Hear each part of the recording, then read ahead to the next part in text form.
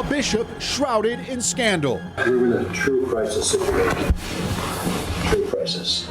And everyone in the office is convinced this could be the end for me as bishop. His historic resignation. It's unfortunate it came to this, but I'm so relieved that he finally did the right thing for us. And the man now hoping to heal his fractured Catholic family. My primary role, as I see it, is more as a pastor, more as a father, because I come as a healer.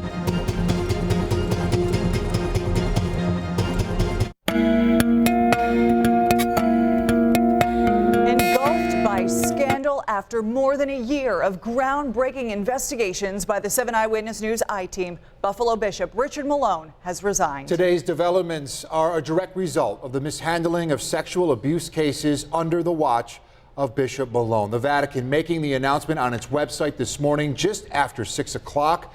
Bishop Edward Scharfenberger from Albany will be leading the diocese temporarily. And during his news conference today, he emphasized that now is the time for healing, listening, and learning.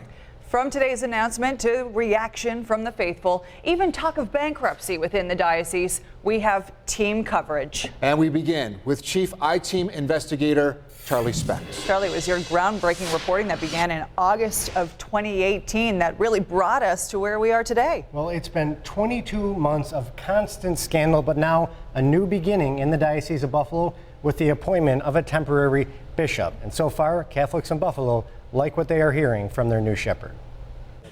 Edward Scharfenberger is now the shepherd of the Diocese of Buffalo. And it's clear there's a new bishop in town. I am here for you. I'm here to listen to you. I'm here to walk with you. And I'm here to help you heal. Calling the diocese a suffering family, Scharfenberger says he's happy to come here from Albany, where he's currently a full-time bishop, and help fix the crisis in Buffalo. If there are any questions about why me, why was I chosen, why, I have no idea, except that I'm here. I got the call from the Apostolic Nuncio, and I said to him, I'll give it my best shot.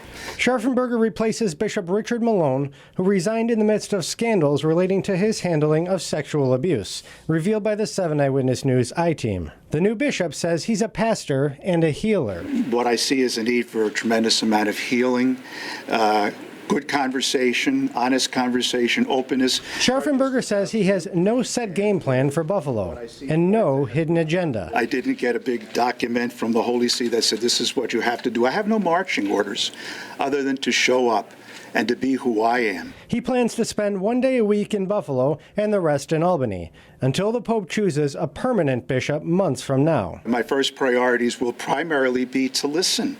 I want to hear what's in your heart and what your concerns are, where you think we should go. Bishop Malone was not at the introductory news conference, but already his successor sang a much different tune to survivors of abuse. The survivors of sexual abuse are our family. I want everyone to know that we will treat it with respect.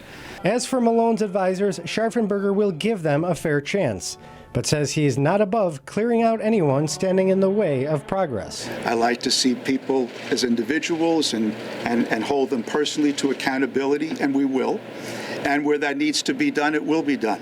I think it's a pivotal moment for the Church of Buffalo right now. Dennis Shapiro is the president of St. Bonaventure University. In April, he was the first college president to call on Bishop Malone to resign.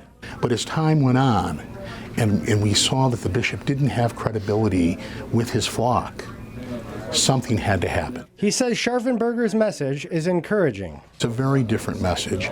He talked very succinctly about accountability, about good leadership, and most importantly about listening to each individual and each victim. And I think that's so important as part of the healing for our church. Shapiro says Scharfenberger sounds like he's open to advice from everyone in the church, and not just people he appoints.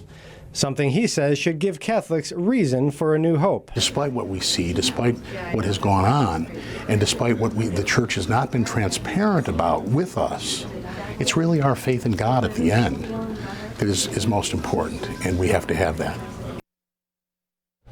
And Charlie, one thing that I thought was interesting was the bishop talking about how he wants to show transparency through his actions, not through his words. And one small way that we saw that today was in the complete change of tone in the way in which the media was handled. Firstly, you were not shut out, which is the difference.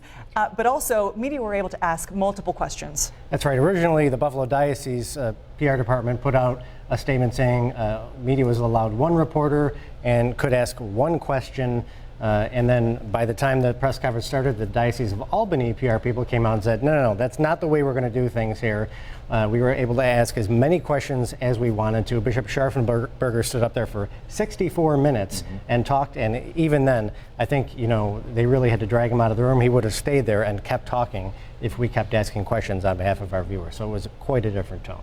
Quite a day. Thank you, Charlie. Yes.